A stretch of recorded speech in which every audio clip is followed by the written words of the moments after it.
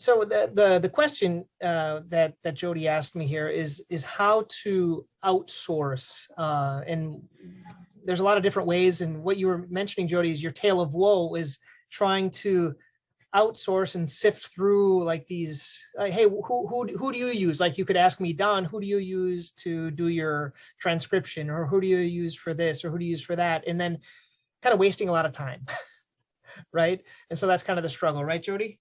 That is the struggle. Okay. So when we talk about outsourcing, give me kind of an example of something that maybe you'd like to outsource, or do you want me to tell my examples of what I use it for? What would you prefer?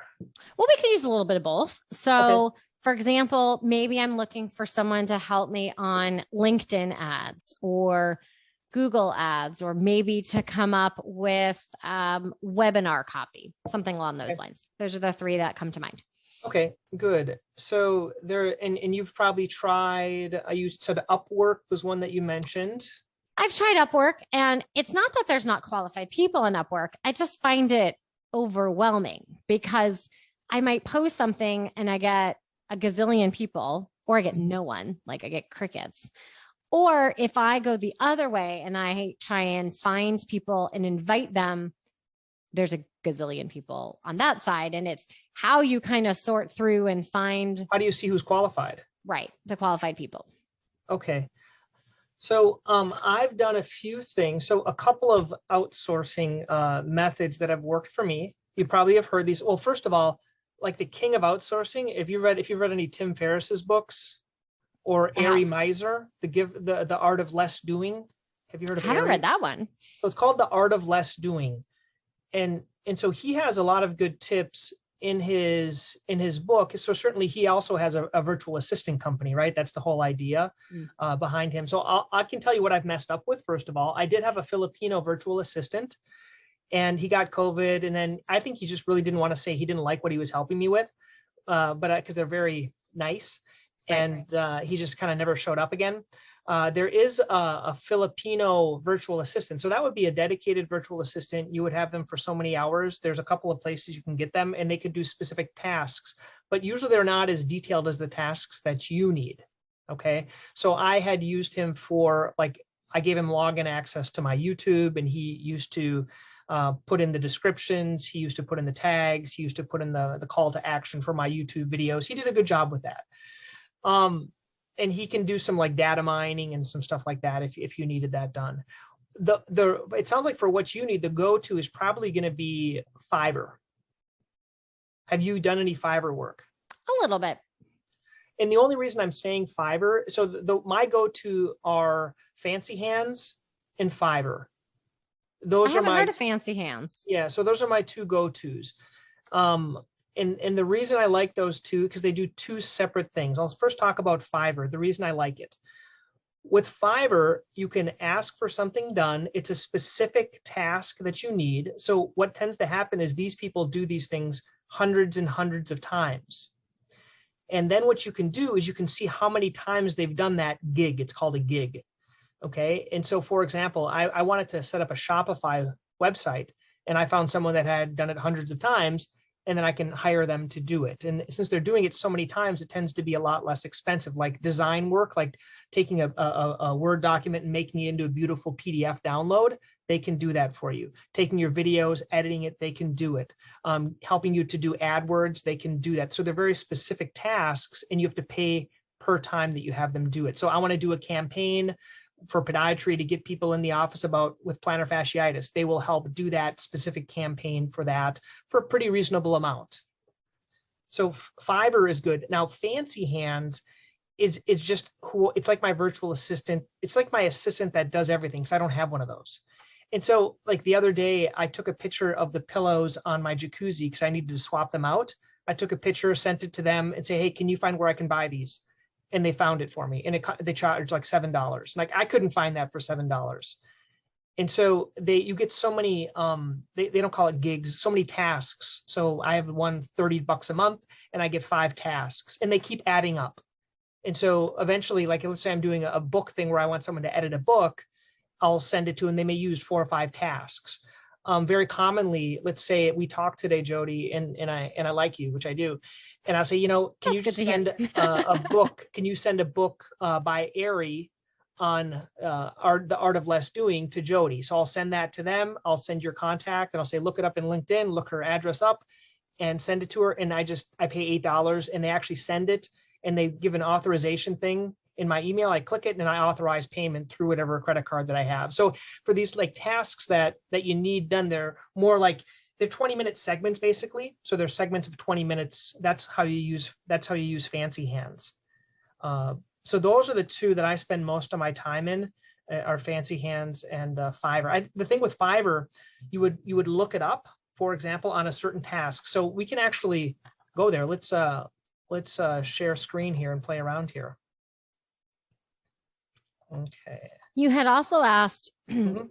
what some of the ones I wanted outsourced, and you shared two really great examples. What are some of the other examples that you've maybe used Fiverr for where you have found great success? Maybe something that I haven't thought of, gosh, I should really outsource that you've done. So why don't I it'd be easier for me just to show you. Absolutely. Here's my screen one here. Can you see that screen here?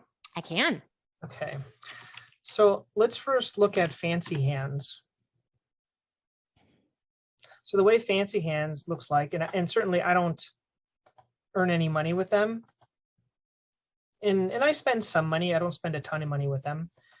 But let's look here. So these are all the requests. This is how it looks like. And this is the time I've saved and things like that. So I sent The Gap and the Gain to someone. Okay, that's that Dan Sullivan book and Ben Hardy book. I was at a certain event, and I was in Strategic Coach, and there were about 50 people I didn't know, but I could capture the screen. And so I wanted to meet them. So I had this person send me all the LinkedIn handles for all those people. I wanted to send a copy of the obesity code to a primary care doctor. I sent another book. This is a person, I did a lecture on dance injuries for dancers. And I requested from my local library articles, and they gave me like 6 articles, but I wanted them to review the articles and give me a little outline of the articles. So they did that for me. I wanted to find a digital recorder, pillows for my jacuzzi. I wanted to make a sticker that I put on the back of my business cards for post-surgical like a review. It's like a QR code. So they not only designed the sticker, but I did Fiverr to design it. And then I used this one to print the sticker. So they find places to print it. So basically it gave me 3 options. I just picked one. I wanted them to help find a pair of jeans. I wanted them to help find shoes. And so you can see these are the types of things that I have them do. You can use them a lot more. I had them make a Google Doc. I use Kajabi for my marketing. So they developed an email sequence within Kajabi. So I said, hey, get all my videos on plantar fasciitis and put one a day in an email sequence. When they get a book on plantar fasciitis, you're going to send them a whole bunch of emails. One of my videos, I wanted them to get rid of my grill. I had a grill and I didn't know how to get rid of it, and they got rid of it. They got a list of all the nail salons within a 10-mile radius, and they added them to my list so I can reach out to them once a month for my newsletter. My dad's in South Dakota. I wanted a house cleaner when I went out there to visit him, and they found the house cleaner for me. I wanted to get a COVID test locally. So you can kind of see, I just use this for everything that I want to do. I wanted to find a neuropathic doctor for my aunt. So I do it for a lot of these things. Does that make sense? It does. I'm curious on your, no need to go back, but on your Kajabi email, did they also write the emails, or did you write the emails and then just send it? They could write them for me, but you have to give them kind of guidance. So what I did is I did one email and they just changed the link to my YouTube. Got it. It was real simple. Okay, so here are my orders, so you can see where I spend money. So within Fiverr, the main thing I do, this was that sticker I told you. So it was a combo. These guys designed the sticker, and then Fancy Hands found a place to print it because they don't print stuff here. I do a lot of books. So this was a book layout.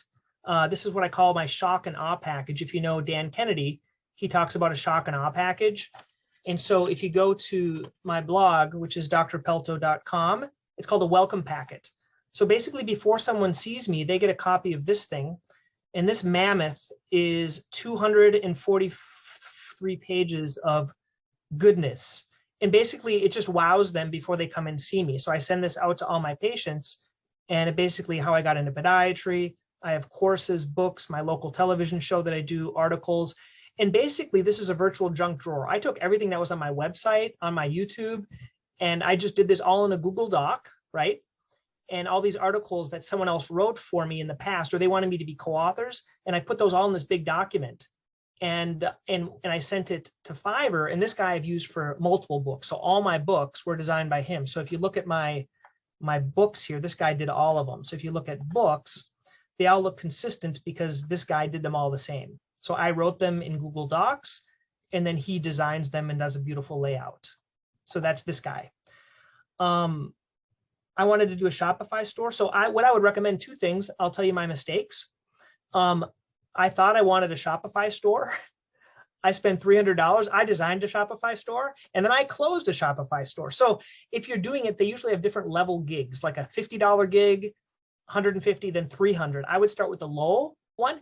And if you want to test two different people, what I do here is I do a lot of layouts for slide decks, for PowerPoints. So in the beginning, I had two people. I paid two people. I sent them the same slide deck, and I had them do two different designs, and I picked the best one, and that's the one I've continued to use. So I sometimes try two different people. It's cheap. It's like 15 bucks.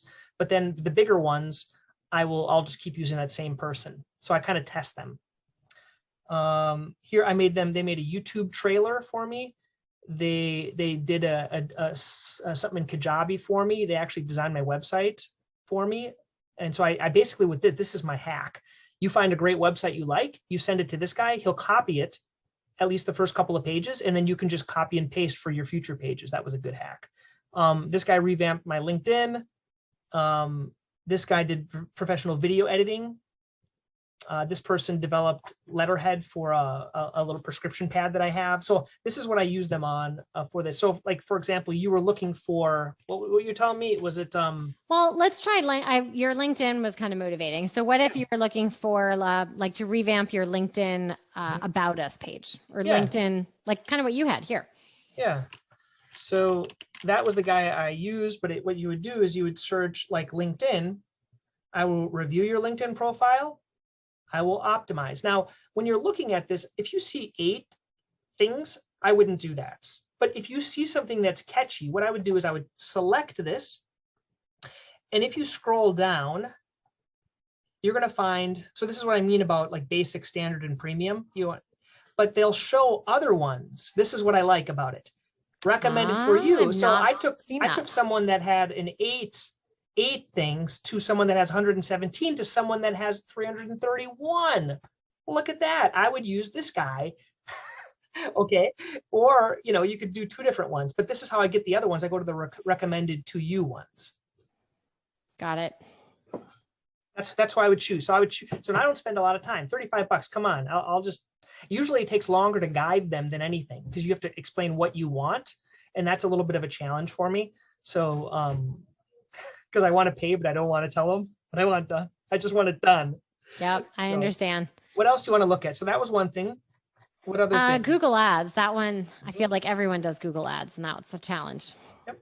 So once again, the reason I would choose these guys to do Google Ads, because with Upwork, not only are they competing, but it's like they want to be like your consultant for the rest of your life. This is like 1 gig. And if you like them, you can keep hiring them on the side. So you might try someone, what's 165? You could try this. You would just try one of these, and you look at how many they've done. Like this guy's done 4.9 and over 1,000. I'd probably hire this one. They're going to manage it for you, unless you just want an ad to be done. So this is how I would look. I would look for one of these, and a lot of times what I do is I filter based on, where is it? I usually do it the best selling ones. This is the way I filter it.